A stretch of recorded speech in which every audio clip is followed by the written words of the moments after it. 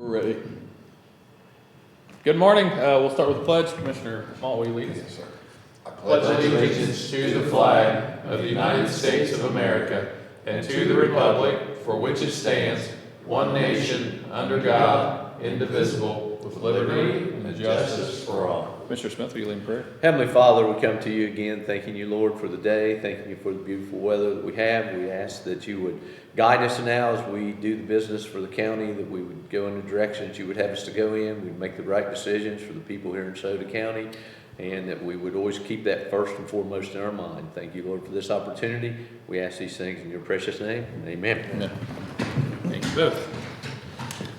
All right. It's 1st of June, June 4th. Jump in by approving the meeting minutes of May 28th. I make the motion we approve those minutes. I will second. Mr. Smith? Aye. Mr. Malt? Aye. Mr. Powell? Aye. In the matter of request for appropriation of funds, Any comments or questions on appropriation requests? I make the motion to approve. I'll second. Mr. Malt? Aye. Mr. Smith? Aye. Mr. Powell? Aye. In the matter of request for appropriation transfer of funds, Any comments or questions on transfer funds? I make the motion we approve the transfer. I will second. Mr. Smith? Aye. Mr. Malt? Aye. Mr. Powell? Aye. In the matter of approving payment of the regular schedule of accounts for various funds, moral obligations, and then and now certificates in the total amount of $684,688.55. Any comments or questions on the docket? I make the motion to approve. I'll second. Mr. Malt? Aye. Mr. Smith? Aye. Mr. Powell? Aye. In the matter of accepting miscellaneous reports, Any comments or questions on our miscellaneous reports? Make a motion we accept the reports. I will second. Mr. Smith? Aye. Mr. Malt? Aye. Mr. Powell? Aye. In the matter of request to attend meetings, Any comments or questions on our request to attend meetings? I make the motion to approve. I will second. Mr. Malt? Aye. Mr. Smith? Aye. Mr. Powell? Aye. In the matter of accepting amended certificate from the Budget Commission, Any comments or questions on the amended certificate? I make a motion we accept the amended certificate. I will second. Mr. Smith? Aye. Mr. Malt? Aye. Mr. Powell? Aye. In the matter of resolution authorizing the CDBC? I think it's supposed to be CDC. CDC. Yep. Of Ohio, Inc., on behalf of the Board of Scioto County Commissioners to submit application fiscal year 2026 Community Development Block Grant allocation and critical infrastructure applications to the Ohio Department of Development. This is just a resolution authorizing CDC of Ohio to submit the grants on our behalf. We do have a second public hearing at 10 o'clock today with Mary Oakley and her team. We've covered CDBG grant funding quite a bit through this meeting over the past several months. The Otway project, the project there in New Boston with the community revitalization and also critical infrastructure. We've used this grant in Franklin Furnace in the past. So the great partner, they continue to win these grants that are very competitive, and this is authorizing them to submit on our behalf. Any comments or questions? I make the motion to adopt. I'll second. Mr. Malt? Aye. Mr. Smith? Aye. Mr. Powell? Aye. In the matter of resolution supporting Ohio Valley Regional Development Commission, Economic Development District Planning Partnership Investment Grant Program regarding fiscal year 2027. Now, this is our annual commitment to OVRDC, very valuable partner in what we do here within the county. The appropriation of funds for this participation is $14,273. This is something we've done every year since I've been here, so it's a renewal for this year. Any comments or questions? I make a motion we adopt. I'll second. Mr. Smith? Aye. Mr. Powell? Mr. Malt, sorry. Aye. Mr. Powell? Aye. In the matter of resolution recognizing June 15th through the 21st, 2026 as Men's Health Week and June as Men's Health Month 2026 regarding Men's Health Network. You know, this is a topic that we don't talk about probably nearly enough, but I'm going to read this resolution in the matter of recognizing June 15th through the 21st, 2026 as Men's Health Week and June as Men's Health Month for 2026. Whereas Men's Health Month is a part of an ongoing international effort to educate men, boys, and their families about the importance of preventative health screenings, early detection, and healthy lifestyles. And whereas nationwide men have a life expectancy is approximately 6 years shorter than that of women and experience higher rates of chronic disease, including diabetes, obesity, cancer, heart disease, and premature mortality. And whereas Men's Health provides the opportunity to recognize the mental and physical needs of men and boys while encouraging fathers and caregivers to serve as positive role models through preventative care, healthy living, and help-seeking behaviors. And whereas the growing epidemic of deaths of despair, including deaths related to suicide, substance use disorder, alcohol misuse, and homelessness, underscores the urgent need to raise awareness of unrecognized and undiagnosed depression, mental stress, emotional distress among boys and men. And whereas the centerpiece of Men's Health Month is National Men's Health Week, a special awareness period passed by Congress and signed into law May 31st of 1994, and observed annually through the efforts of Men's Health Network to build health empathy, recognition, and understanding of unique health needs facing men and boys. Now, therefore, the Scioto County Board of Commissioners of Portsmouth, Ohio, do hereby proclaim June 15th through the 21st, 2026, as Men's Health Week in Portsmouth, Ohio. Any additional comments or questions? And I will gladly make the motion to adopt. I'll second. Mr. Maul? Aye. Mr. Smith? Aye. Mr. Powell? Aye. In the matter of authorizing the clerk to advertise notice to bidders for Scioto County Sheriff's Office Jail Security System retrofit. You may recall that we actually did a bid opening for this project. We did get a recommendation from the sheriff. However, part of our duty is to ensure that the bid process is as fair as possible. Part of this process included a walkthrough in which multiple vendors walked through the jail. There were some questions answered. It appears that some of the vendors received responses to their questions while others did not, which potentially creates an unfair advantage to the bid process.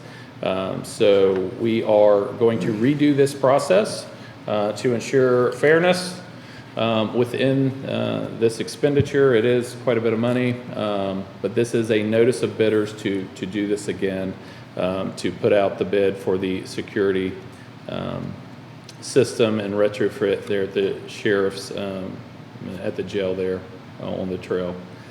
Any comments or questions? I make a motion to approve this rebid. And I will second.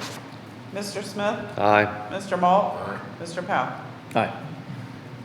That is the end of our agenda. It was a short one today. We do have a 10 o'clock, but we'll entertain at this time any questions, items on agenda or off agenda. Mr. Shope?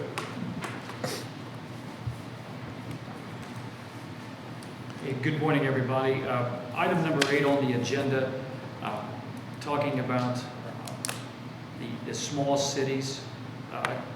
Is there any certain criteria that defines who can apply for that? It goes on LMI, so the index, low middle income index, in terms of what people are making in those areas. So some places don't qualify because on average, that community is bringing in too much money per household. So that is one of the main things we look at. And then we start breaking it down into, well, how many people are truly impacted? And that's more, will we have a competitive application or not? So the first one's LMI, and then we start trying to prioritize what gives us the strongest application. So there, with this specific CDBG grant, that's a requirement. Some of the other CDBG grants, it's not, but this specific one it is. Bill, when I was going out and talking to trustees when I first came on the board, some of the trustees were asking why aren't we getting some of these monies? You know, how come they're going to this township or that township and we're not getting it? And basically, I had to say, you make too much money. I mean, overall, their area, their income was too high for it. They didn't like that answer because they didn't feel like they made too much money, but that was reality. Now, there are some of these that are infrastructure type grants that don't require the income things, but they weren't asking for those, they were asking for like, okay, well, how about the pickleball courts or something like that? And those, you know, you're making too much money for them to give you money for that, so. All right, thank you. Item number 11, you're talking about the Sheriff's Office security system retrofit. Exactly what is being retrofitted and So it's very basic level, it's the locking mechanisms and the kind of the mechanics behind the security of the jail itself. So a lot of it has to do with the locks of the cells and making sure those are upgraded and retrofitted. necessities. Yeah. All right. And in the past, you've talked a little bit about actually quite a bit about the budget shortfall, especially when it comes to job and family services. Has there been any headway made on how to, fill that gap that's currently in expenditures for the commissioners? And if not, what will happen? The quick answer is no. We're currently sitting on about $2.5 million of invoices we're working through, dating back to January. It's driven entirely by cost of kids in care. So what I'm currently working through is trying to better understand the jump. So we had 407 kids in care when we dissolved the board and brought it under JFS. We now have a little over 200 kids in care, so in theory, your cost would get cut in half, right? We're spending more now for 200 kids than we were for 400. And I think part of that, and just my opinion, is part of the larger picture of you're seeing, I don't call it fraud, but you're seeing some spikes in healthcare, whether it's Medicaid or otherwise. This is taxpayer funds, and when you can put a kid in care and it's $50 per day, and then they call up and they say, well, now it's $100, or this kid over here costs $1,500 a day, and yet there's really no standard that quantifies what am I getting for $1,500. So that's part of the issue. So I'm trying to dig through to see if there's any glaring spikes within that system. Right now it's not capped.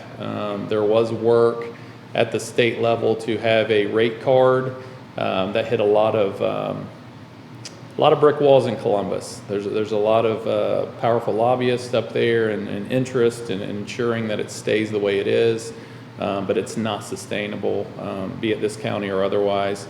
We just happen to have quite a bit more kids in care than some of the other counties around. I know Lawrence County's running into it now, Adams County as well. So it's a global issue, but right now there doesn't seem to be any regulations that mandate, what does it truly take on a day-to-day basis to provide care for a child. The range is quite honestly astounding when you sit back and look at it.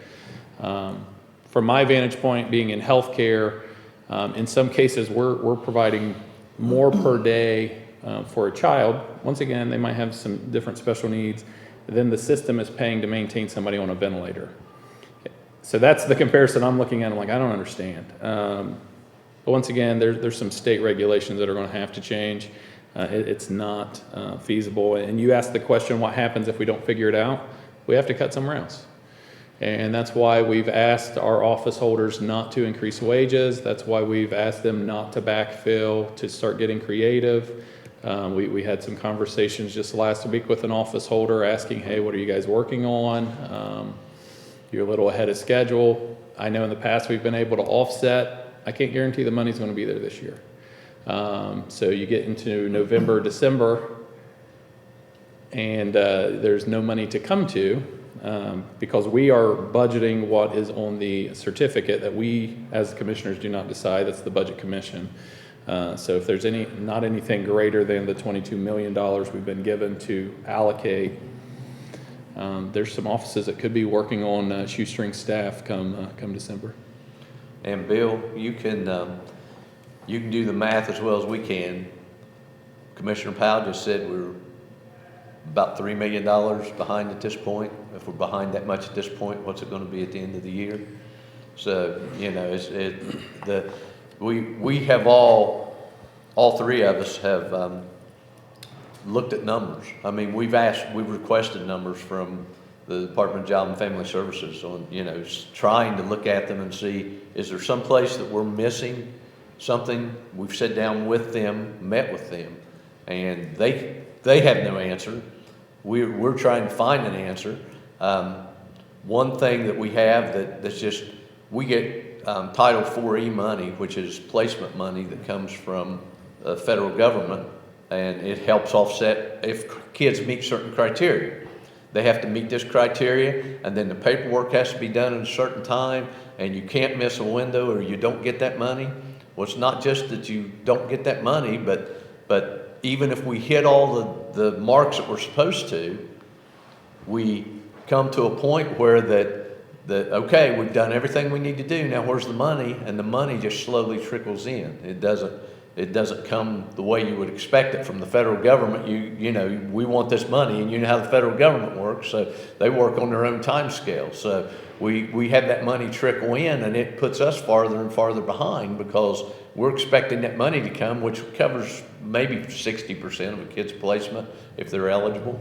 And that money doesn't come, and so we've made some calls. Commissioner Malt has made some calls for us to Congressman Taylor's office saying, is there anything you can do to make this money flow a little faster to help us? That's not going to fix the problem, but it makes it a little less of a problem when we, maybe instead of $6 million, maybe we get down to $3 million, but still, it's something that we've been working on.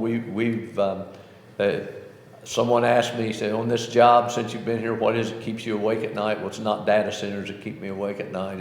It's coming up with the money for the placement of children so that we can safely take care of the children that we need to take care of and keep the county from going broke. And that's the thing that keeps me awake at night. Commissioner Walton? Yeah, that's the reality of it. Commissioner Powell and Commissioner Smith gave you the reality of it, and we're doing everything we can humanly possibly do to alleviate this situation. But Commissioner Smith is right; it does keep me awake at times, worrying about. Now, obviously, a follow-up question will be the last one in the morning. Commissioner Walton or Commissioner Smith were on the board when the change was made with Scioto County Children's Services to go to Job and Family Services. And I'm getting old and my memory kind of fades. Scott, I can't remember if you were on the board. I was, yeah. I thought so. Overall, do you think it's been a good move to put Children's Services in with Job and Family Services? Yeah, so a couple of things that happened with that move. One, it did put the responsibility under this board. If you recall back then, we were being asked to offset, I want to say it was $3 million or more. And that request came about a month or two before they needed it. And at the same time, we can look at some of the other quality standards in terms of their compliancy under JFS. Tammy has done a fantastic job making sure trainings have been happening. She's been bringing in different work groups from across the state. One of our high-cost kids, I think they had 18 people on a phone call just about every week trying to figure out what we could do specifically with that case and some others. Our adoption rates have shot through the roof. I think the previous, and I'm going to get the numbers wrong, it was less than 10 a year adoptions, and I think they're on track for 40 plus this year. And they were able to go from 407 to 200, so I can only imagine where we would be sitting if the number was still 300, 400 kids in care. So it has made a difference on some mechanism, but then we have this other piece of the puzzle that we don't control. We don't control what these companies are charging, and apparently neither does the state, or they're not willing to try to control it. So that's the frustration of it. I feel like locally they're doing everything they can over there, but the system's still set up in a manner that's it's not sustainable. That's what I got. All right. Thank you Appreciate very much. Yep. Thanks, Bill. Any additional comments or questions? Anything online? Nothing online either? That's shocking. We have 10 minutes. We can, well, we can see if there's any closing statements, Commissioner Monk. Well, this past weekend, I went to the Ohio River Street Riders 50th anniversary for the cruise in, and I had a wonderful time, and I got to see some classic vehicles, and it was very nice, and I want to thank them for putting that on. Thanks, sir. Mr. Smith? First of all, I'd like to say congratulations to a couple of our county baseball teams. We've got South Webster and Valley are both playing today in regional the regional finals today. So either one of those could end up going to the state tournament. We also today have Notre Dame's softball team is playing in the semifinals of the state tournament. And tomorrow, Willersburg's softball team will be playing. So we've got some good representation from this area. I want to say congratulations to those folks. And I know, Will, you're a dog guy, but today is National Hug Your Cat Day. And so maybe you could go out and adopt a cat and hug the cat too. But today is National Hug Your Cat Day, and it's National Shopping Cart Day. And I think that's because so many shopping carts hit cars that they thought they deserved their own day. So it's National Shopping Cart Day. So everyone, when you see a shopping cart out there, wish it a happy shopping cart day. All right. Well, how do you follow Shopping Cart Day, Commissioner Smith? The only thing I'll share, went up to Columbus yesterday and I provided opponent testimony to the NDA bill. Not because I'm against banning them, but the mechanism in which the bill was written created several critical flaws, in my opinion. One is that it would have only applied to counties, townships, and villages, but not the cities. Or other elected officials. So, my opinion there is if we truly believe in transparency, it should relate to all of us. So that was issue number one. It would have set up an unfair balance between how the counties could interact with companies versus how the cities could continue to interact in terms of due diligence and some level of confidentiality. The other piece was how it would impact competition within not just the state.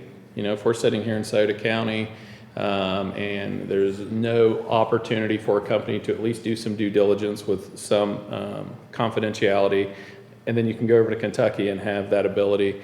So that was an issue in terms of how do you compete, because we should still be competing. Economic development is about competition, whether it's against another state. In our case, a lot of times we're competing against the cities or other townships and counties.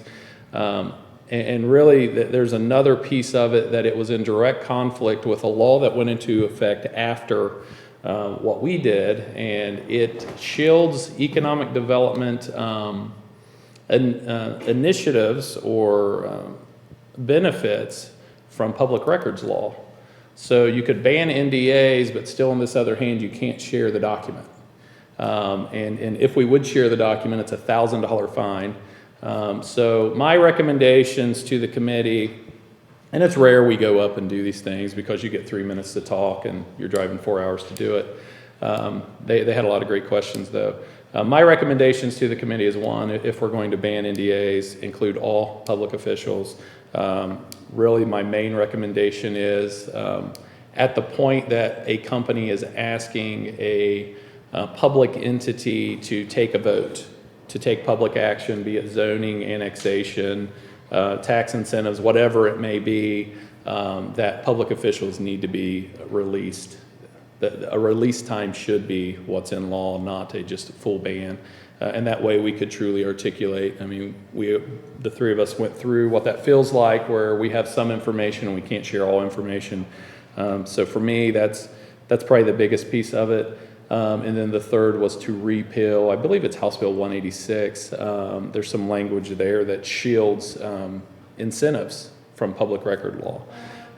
So I think that needs repealed. So I did make the trip to share kind of our experience and lessons learned through that process, and hopefully it made some sort of impact on the bill moving forward. But I did, sometimes we learn lessons as we go through these processes, and sometimes they're painful lessons to learn. But I did make the trip to Columbus yesterday to speak against the NDA bill as created. I think it created more issues and created a weird imbalance even within the state, that we would include some but not others. And so hopefully it'll get strengthened a little more. Outside of that, I don't have any other. Oh, you got something. I have some questions. Okay, good. Well, we got 4 minutes. Hey, Mary, we got 4 minutes to fill. Carrie Craycraft Burgett asks, when is Coles Boulevard going to be repaired?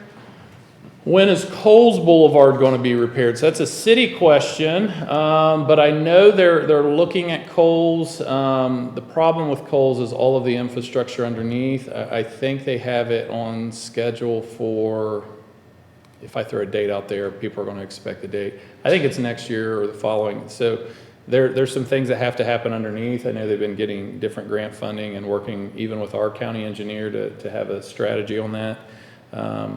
One thing I do know, not counting Coles, but a conversation I had with our engineer yesterday, is some of the boring came back from the stretch of road there on 52, basically around Portsmouth Ambulance to the New Boston line, where it's really bad.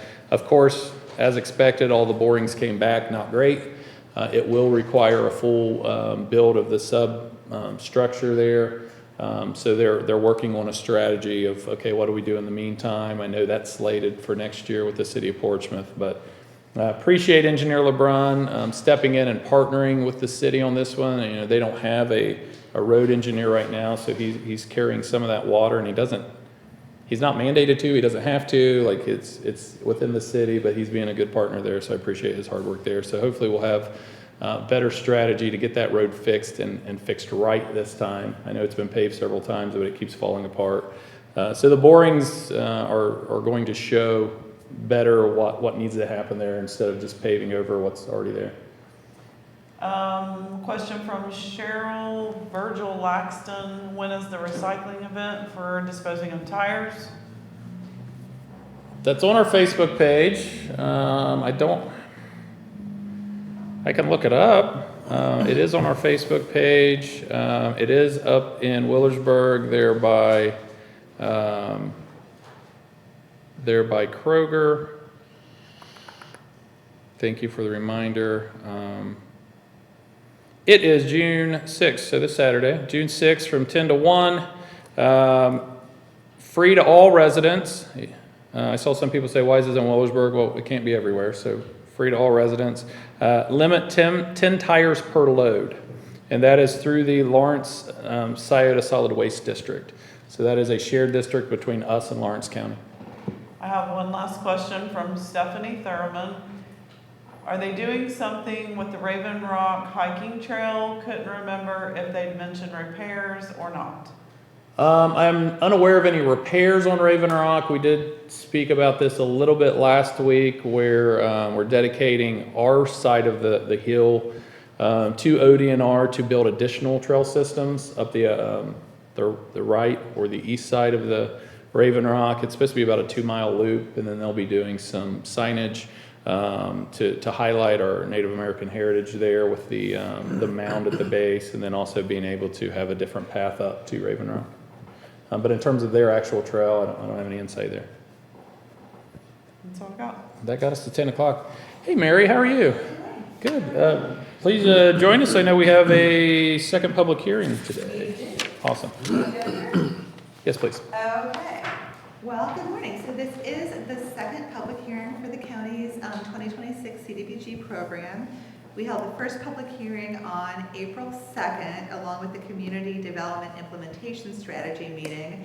That meeting is to identify programs for which the county is eligible to apply in 2026 and allow communities and other local entities that may have funding requests to come and kind of make their case. And so we had Heather Kraft from Shawnee State and Sandy Mers from the South Central Ohio Educational Service Center come and request funding. So we're recommending that the commissioners next week, when applications are due, apply for allocation funds for 2 of the 3 projects that Sandy and Heather mentioned at the first public hearing. The first is $50,000 for Shawnee State's Golden Bears Holistic Health and Wellness Program. The commissioners have funded this program for, I think, going on, a long time now. And Shawnee State has committed a match of $550,000 in cash and in-kind services for administration of that program. They currently have over 1,200 county seniors registered to participate. The program does meet the national objective. It's called Limited Clientele Benefit for Senior Citizens. And the funding is going to be used for both physical health and mental health, social, recreational opportunities for citizens of Scioto County that are 60 years and older. The second project is a request for $169,200. Essentially, it's the rest of the money that's not used for administration and fair housing, to go to the South Central Ohio Educational Service Center to rehabilitate the building they were gifted at 3940 Gallia Street in New Boston. I've been working with Sandy and Brent Howard, the grants administrator there, pretty extensively over the last few months. It's a very interesting, beneficial project, but something a little bit different than the state's used to seeing. We had to do a lot of research to even make sure they were an eligible entity. And under both state and federal law, they're considered a school district. And school districts are eligible for CDBG funds, so we're good to go. So that program is going to complete mainly ADA accessibility improvements to that building, but then also do some technology upgrades with remaining funds so they can bring the building that was built in the 1930s up to hopefully 2026 or 2027 standards at that point. They plan to serve about 80 students a year at that building, and they're going to continue a lot of educational services. They also do some physical and mental health services that their school district clients in Scioto County don't have the resources to provide on an individual basis. So really cool organization, and I think it'll be a good project for them. So those are the two allocation projects, and then the balance of the funding goes for the standard fair housing program. We administer that for the county. We do outreach and then hold trainings in the county to educate people about fair housing law. So unfortunately, that's the county's only application this year. We had planned to apply for critical infrastructure funds. Darren LeBrun and Ethan Nelson from the engineer's office and I have been working pretty closely on an application for Franklin Furnace. As you're aware, they have a collapsed storm sewer on Polymer Drive, and that infrastructure has really compromised the pavement there as well. So we've got some nice big sinkholes, and it's definitely a critical project.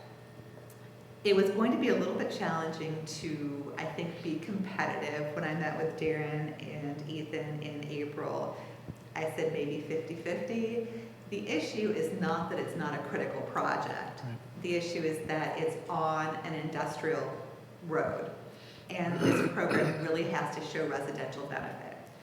So the challenge was going to be to get enough supporting documentation to show that it really impacts the sanitary sewer pump station that's at the end of that road. That serves all the residents of Franklin Furnace, and to tie those three things together. That's not why we're not applying, however. Darren sent me the cost estimate yesterday, and the project's a little more expensive than I think he had anticipated. We were working with the township to see if they would be able to commit matching funds around $130,000. Well, when the cost estimate came back yesterday, project cost is estimated at closer to $730,000. Grant funds are $470,000, and that would have left a gap of almost $260,000 for Green Township to fill. So the township is going to be actively pursuing other funds for their match, and we're hoping to revisit this project in 2027. give the township a little more time to hopefully budget those matching funds, and then get some additional supporting documentation to make it a more competitive application.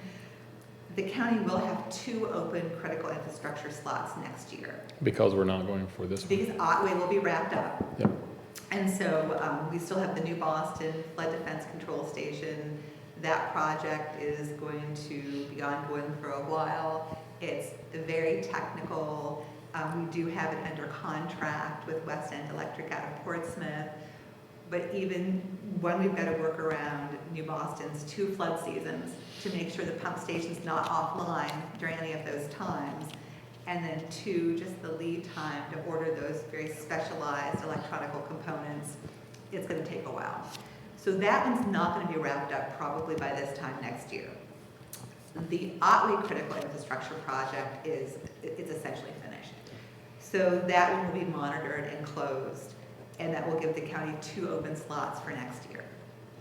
So we can talk about whether we want to revisit Franklin Furnace, and I know Darren's office is working on other project proposals as well. So that said, the allocation program that we're applying for is not competitive. The county will receive its $274,000. We just have to make sure the application documents are what the state requires, and that it's submitted by the deadline, which is a week from yesterday, June 10th. We should be notified of approval, I would say September, October. The grant agreement will be dated September 1st of 2026. We'll complete the environmental review over the winter and can get started working with Shawnee State on the contract with the commissioners to kick off the next 2 years of their program.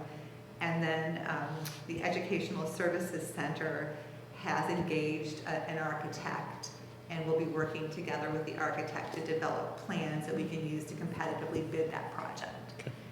So that's our time frame. You've been busy.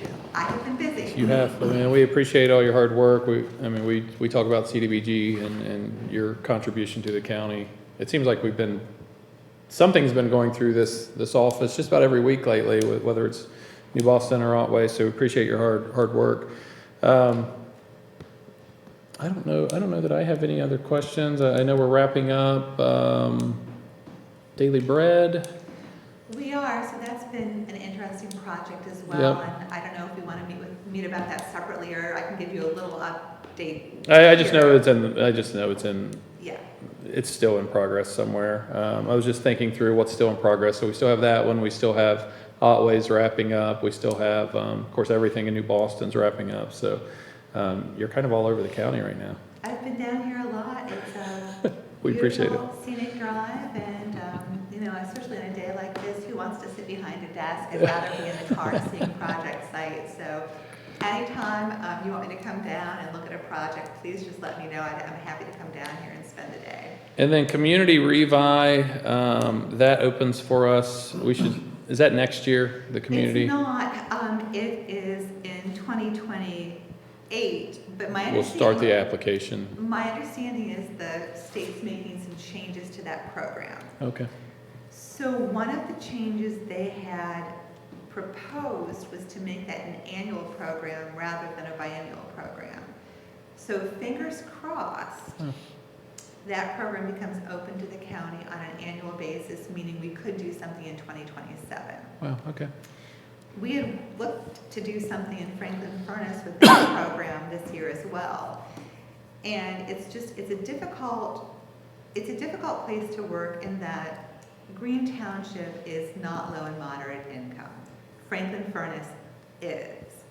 And in talking with the fire chief, George Moore, and in talking with the 3 township trustees, most of their priority projects, with the exception of that collapsed storm sewer on Palmer Drive, were in the township. Yeah. And we couldn't show benefit to the low and moderate income area, which is what's needed to qualify. It's actually what's made finding a good project for that program in Scioto County a little bit of a challenge, because in a lot of cases, we have a low and moderate income census designated place in a township that doesn't meet the income qualifications. So Friendship, for example, is LMI. Nile Township is not. McDermott is LMI. The township is not. Yeah. So we're having to look for projects that really clearly only benefit the residents of that census-designated place. It's just been, I'm hoping that with the next set of American Community Survey data, it's going to be a little bit easier to qualify projects. That comes about every 5 years, so we're stuck with this data set for the foreseeable future. It's just, they take such a small sample size that 1 year you have a community that goes from being 30-something% low moderate income, and the next data set they're 80% low income. What's changed? Right. So the other option would be, and if there are areas the commissioners are interested in having me pursue, there is the ability for these communities to do an income survey. They're fairly labor intensive. My office does not do them, but we know people who do. And there have been a number of communities in other counties I work with that have bit the bullet, spent a couple $100s, and had someone come out to do an income survey. It's possible that an organization like the Rural Communities Assistance Program, RCAP, they work, I know, in Jackson County, for example, that they might be willing to do it at no cost. But that would enable potentially a bigger area, like not only the census designated place, but also the township to be income qualified, and that would open up the possibilities for grant applications considerably. Okay. So let me know if there are specific areas in the county that you would like me to target, and I can even reach out to the staff at RCAP after talking with the local elected officials to see if it's something they would be interested in pursuing. It's pretty amazing what the data shows. We've had communities that by the American Community Survey data are only 35% low and moderate income. You have to be 51% to qualify for the funds. And the income survey comes back and they're like 76%. Wow. So it might be worth doing if there are areas that have projects where we want to concentrate my efforts. Okay, perfect. No, that's a great, and you said even if we'd had to pay for it, you're saying several $100. Yeah, and I don't know. I mean, I believe RCAP, because they are out of a community action agency, they're tied with a Great Lakes Community Action Agency out of Fremont, but they're like a multi-state group. Okay. And they have a local staff person out of Oak Hill and Jackson. Curtis Strickland's his name. I've worked with him for decades. He did an income survey for actually a community in Western Ohio recently. So they're kind of all over the place. Okay. And I don't believe they charged for it. Yeah, I'd love to have that conversation. Yeah. Awesome. Great. So, any other questions? We are at a public hearing. Nothing from any of our guests today. With that, we need a motion to close the public hearing. We never opened, but. Kind of open. Do we need to officially close, Mary? What's your? Well, we do, but there is a resolution to apply that We passed that today? Okay, well then, So you're good you anyway? met all of my requirements. Okay, perfect. Well, at this point, we'll close the public hearing. Any other comments, gentlemen? Nothing today. We don't have anything else that we need to stay on for, so I'll entertain a motion to adjourn. I'll make the motion to adjourn. I'll second that. Mr. Smith, Aye. Mr. Malt, Aye. Mr. Powell. Hi. Everybody have a great weekend.